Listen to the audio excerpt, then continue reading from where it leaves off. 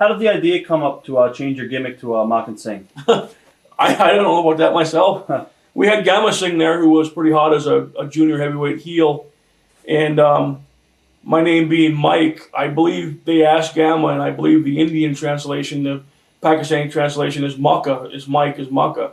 So they just threw the Singh on it because of Maka Singh, and we hooked up, and the thing got red hot. I mean, I used to walk downtown Calgary. One day I was walking with my wife. We weren't even married at that time, and some guy just rolled down his car window, jumped out, threw a full can of Coke right at our heads. Oh. Just missed our heads by like an inch or two, and fucking Packy, go home. And I mean, they know I'm not a Packy, right. But they, it's a natural heat there because they don't like the East Indians, and especially in that Western Canada area, so, there's a lot of them in Toronto area, but there's pretty heavy heat. Yeah, pretty heavy. Some of the promos you did were awesome. Yeah, we had fun. We had a lot of fun. Good promos. As far as the promos, did they give you a storyline to stick to, or did they go out there and do your own stuff? Yeah, we did our own. We used to do them right after we would do TV on Friday night, and we would take time to cool off or whatever, and then we'd go back out and do the interviews in the...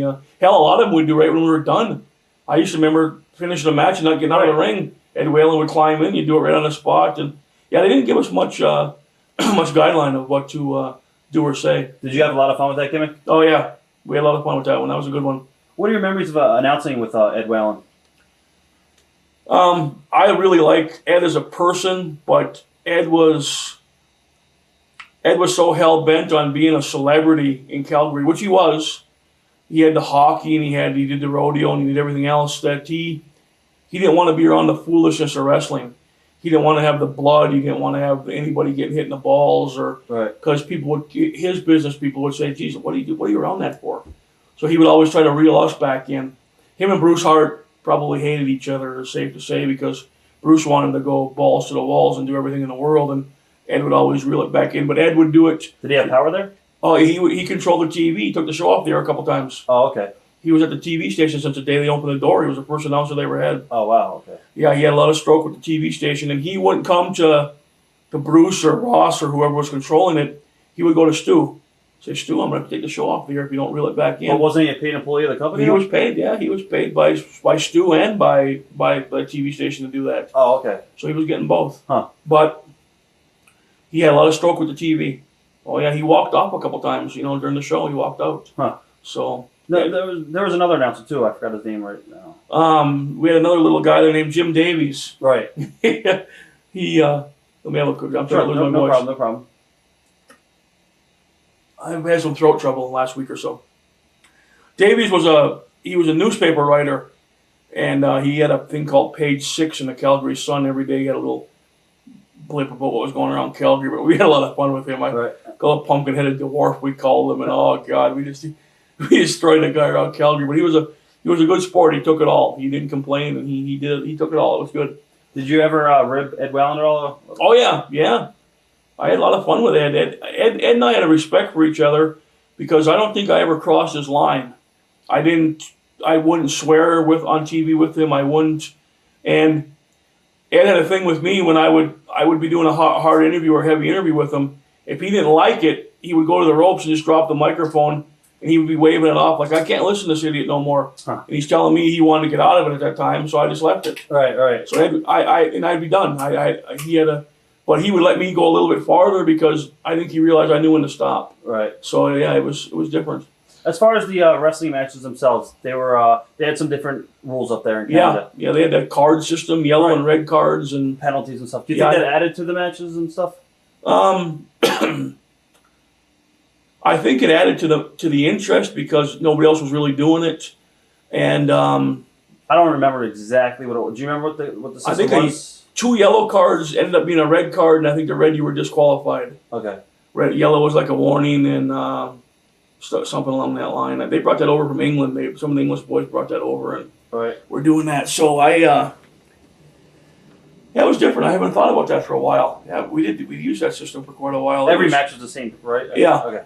But it was a good way to make an angle because you could always get somebody disqualified or get rid of them. They could DQ you and And then they had I can't remember his name now. They had a heel referee there for a long time, and he would just red card the babyface, and then that would be a whole new story. And after a few months, they had to have him wrestle because he got more heat than the guys. What are your memories of thoughts on your series with Brian Pillman, the late Brian Pillman?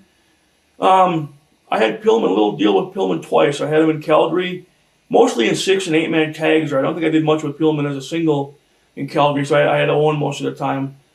But then I had him again in WCW when I was Norman. Him and I had a couple of real good matches on the Clash of Champions where they come to me and said, kind of dump the character tonight and just wrestle like Maka Singh. And so we had a couple of good matches. Brian was a decent talent. I don't know what he had, a few evils there, I guess. I wish I caught up with him, but he was a good talent. He was a good athlete. He was hurt a lot. He got hurt quite a bit, unfortunately. But I don't have much other memories with Pillman. It's never like it was a high point in my career to remember what I did with him, other than the couple of Clash of Champions we did in WCW were pretty good. All right. As far as Owen Hart, you talked a little bit about Owen. What are your memories of Owen? Best babyface I wrestled.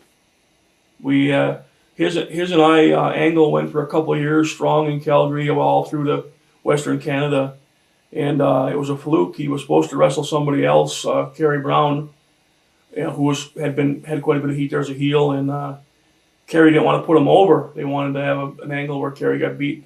I believe Kerry might have had the North American belt, and they were going to come back and wrestle, and he refused, so they threw me in. I'd already wrestled once that night earlier in the show, and it took off, and it was hot. I did things with him that I've never done with any other wrestler ever. He was a good talent. You think he was way before his time? Oh, I can't say he was before his time in Calgary because we had Dynamite Kid and them doing some of that stuff there earlier, so they had seen some of that stuff. But he learned a lot from watching those guys and preparing from those guys, and he put his own stuff into it. He was kind of like a wrestling heel, but people loved him. He punch, kick, do all the crazy stuff, but they loved him, so he got away with it. Right. I think he got wasted for quite a few years in WWF. I think there were some problems there, personal problems with or whatever. Right. But they wasted him for a long time. Have you ever been on the receiving end of any of his ribs at all, or no? Oh, sure. Okay. Sure. Anything that sticks out? This happened, unfortunately, it happened shortly before he got his accident.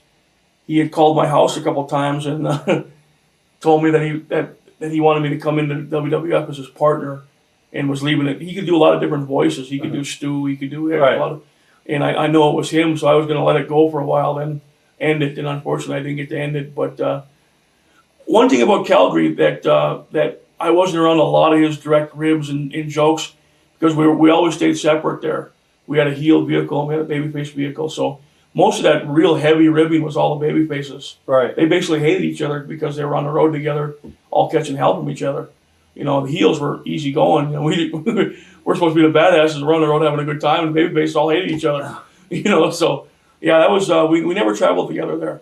That was one. We protected the business pretty hard. So most of that stuff was done in the babyface end of the Calgary. Watch thousands of exclusive shoot interviews right now on TitleMatchNetwork.com.